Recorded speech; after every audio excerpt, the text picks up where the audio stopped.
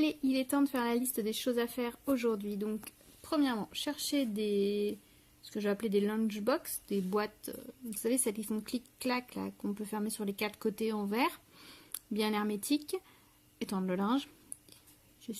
Comme je vous l'ai dit dans le blog précédent, j'essaye de me mettre à jour.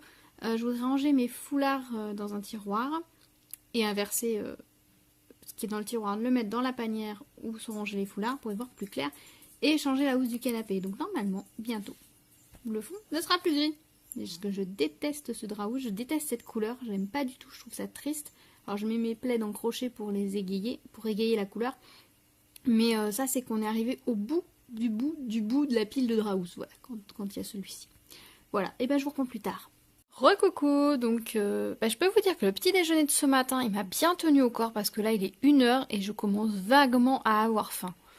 Donc je referai, c'était délicieux et ça m'a bien tenu au ventre, donc top. Alors pour ce midi, c'est très très orange, comme vous pouvez le voir, carottes râpées. Donc c'est des petits saladiers Ikea, enfin la taille moyenne. Donc je vais en manger ce que j'ai envie. Voilà, je peux finir le saladier, mais je pense pas. Hein. Honnêtement, je pense que je vais en manger la moitié. 2 toasts de pain aux noix avec fromage de chèvre et des petits morceaux de papaye. Ça va vachement bien ensemble. Et un petit peu de truite fumée, voilà, pour le plaisir et toujours mon grand verre d'eau. Ce matin, par rapport à la liste des choses à faire, j'ai passé plus de 2 heures à chercher des lunchbox en verre et je n'ai rien trouvé qui me convenait.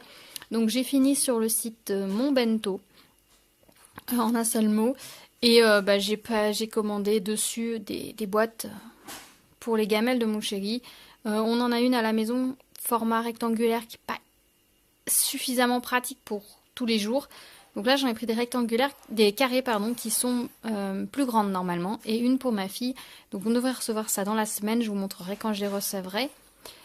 Et pourquoi j'ai fini sur ce site-là? Tout simplement parce que le gros avantage, c'est que ils proposent les pièces détachées. Donc si le joint ne fonctionne plus, si on perd la petite soupape pour le réchauffage, si on perd un élastique, bon, ça je refais, mais pour toutes les autres pièces, on peut les changer. Donc même si on perd un couvercle, qu'on a juste envie de changer pour égayer sa box, sa box, eh bien on peut le faire. Et je trouve ça très chouette de proposer les pièces détachées des articles. Donc c'est ce qui m'a fait me décider pour ce site-là, et d'autant plus que c'est du plastique sain. Donc sans bisphénol A et tout ça. Donc c'est plutôt pas mal. Voilà, donc moi maintenant je vais vite manger et puis je continuerai les choses à faire. Surtout que je pensais plus avancer ce matin, mais du coup voilà, j'ai passé plus de 2h30 à chercher sur internet ce que je voulais, sachant que je voulais pas y mettre trop cher non plus, hein, bien sûr.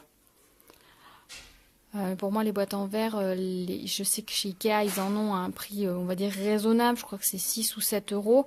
Donc je voulais pas en mettre plus cher, donc je voulais regarder sur internet pour voir si je pouvais en avoir plus vite, parce que je vais pas aller à Ikea avant un bon moment. Je n'ai pas trouvé, ça ne fait rien. J'ai trouvé une solution qui sera tout aussi bien, puisque la priorité c'était les repas à emporter de mon chéri, puisque tous les midis il emmène un repas. Donc ça c'est fait, et à la maison je continuerai avec la boîte en verre que j'ai déjà. Je reprendrai éventuellement une quand j'irai à Ikea, et puis je vais continuer avec les plats en verre que j'ai, ce sera très bien. Voilà. Et bien sur ce, je vous dis à plus tard et je vais me régaler. Et c'est parti pour la mission foulard. Alors je les conservé là-dedans. C'est un pouf Ikea, donc vous voyez c'était tous mélangés en bazar, donc c'est un peu compliqué. Quand j'ai envie d'en mettre un, il faut que je me rappelle ce que j'ai. Donc je vais tout plier, ranger dans des boîtes. Là j'ai commencé à tout plier, donc je vais tout plier pour pouvoir tout ranger dans un tiroir. Et je vous montre dès que c'est fait. Attention, roulement de tambour. Je fais bien le tambour, vous avez vu? Tadam! Et voilà, donc j'ai utilisé la technique du rangement vertical pour mieux voir ce que j'avais, parce que clairement les foulards empilés, ça tient pas. Soyons honnêtes. Le gros inconvénient de cette commode, c'est que les tiroirs sont coincés, et donc vous allez voir sur ma main, là je touche le fond du tiroir. Donc je perds quand même pas mal du fond du tiroir, quoi. Il faut que je mette des choses assez longue, voilà, dans le fond du tiroir pour pouvoir y accéder facilement.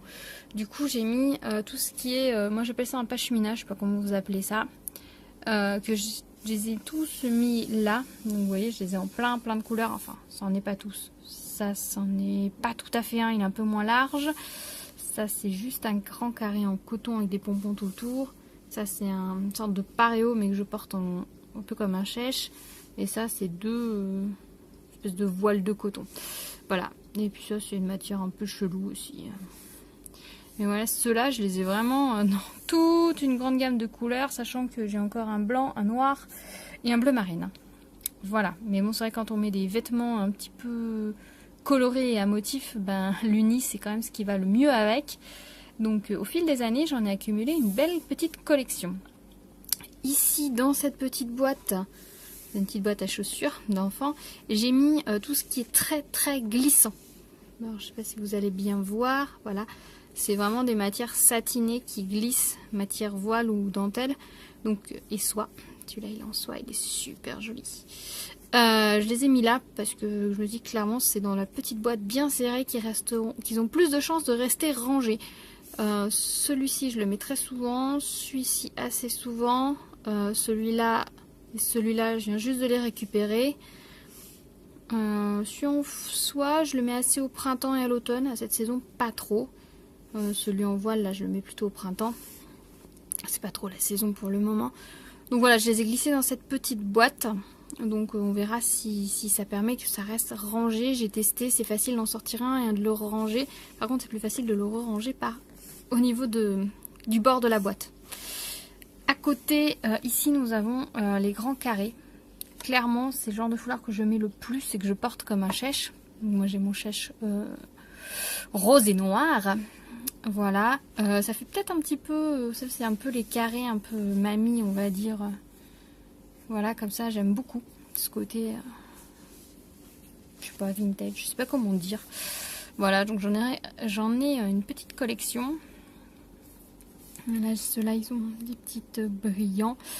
Celui-là, c'est un grand H&M dans les teintes de jaune clair, vert, kaki, blanc, un peu de noir, orange. Très sympa. Voilà, ça c'est ceux que je mets le plus. Donc, ça fait un tiroir bien rempli. Mais il y a encore un petit peu de place ici. Pas des masques, c'est la boîte, donc je peux pas tasser plus. Par contre ici j'ai encore un peu de place. Le seul petit X, c'est que j'ai encore tout ça à ranger. Oui, parce que tant que j'y étais, j'ai un petit peu reniflé tout ça, dirons-nous. Et clairement, ceux-là ne sentent plus vraiment le frais. Alors je sais pas vous, mais moi quand je porte un foulard, hein, je le mets pas au sale directement. Souvent je le range, mais il y a... comment dire, on les parfume souvent, on met le parfum, notre parfum et les parfums tournent dessus. Donc au bout d'un moment ils sentent plus trop le frais. Donc là j'en ai profité pour vérifier tout ça. Donc toute cette pile là va aller au lavage. Et clairement c'est tout à fait normal parce que celui-ci à carreaux, celui-là qui a des dégradés de couleur, on va pas voir, celui-ci très automnal, celui-ci très coloré, celui-là qui a des teintes de rouge, ce blanc-là qui a de la dentelle. C'est des foulards que je mets super souvent, donc c'est normal qu'au bout d'un moment ils aient besoin d'être lavés. Donc je vais les laver et puis après je vais essayer de les recoincer là. Alors clairement je pense que ici je vais caler les deux pashmina, donc le noir, les trois, le blanc, le noir, le noir et le bleu marine, voilà. Et puis par contre je pense que ces foulards là que je mets hyper souvent, je vais leur trouver une petite place dans un tiroir au-dessus dans la commode. Bon, petite commode que je partage, hein, un truc qui pendouille. Faut que je fasse le dessus de la commode aussi. Je vais les mettre dans un tiroir au-dessus. Parce que c'est clairement ceux que je mets le plus souvent. Mais au moins comme ça, quand j'ai envie de varier, j'ai accès facilement et rapidement à tout ce que j'ai. Alors c'est vrai que ça peut paraître beaucoup de foulards. Parce que rien que là à laver, j'en ai compté 12. Je crois. 1, 2, 3, 4, 5, 6, 7, 8, 9, 10, 11, 12, 13. Ouais, 13. Plus tous ceux qui y a dans les tiroirs. On les compte? Allez, soyons fous. 1, 2, 3, 4, 5, 6, 7, 8, 9, 10, 13, 14, 15, 16, 17, 18, 19, 20, 21, 22, 23, 24, 25, 26, 27, 28, 29, 30, 31, 32, 33, 34, 35, 36, 37, 38, 38 plus 13, 48, 51. Ça m'en fait 51, sachant qu'il y a deux espèces d'écharpes foulards qui sont sur le porte-manteau que je mets en ce moment. Donc ça fait une belle petite collection. Alors, faut voir que j'ai accumulé ça sur des années. Pour certains, je les ai depuis plus de 15 ans.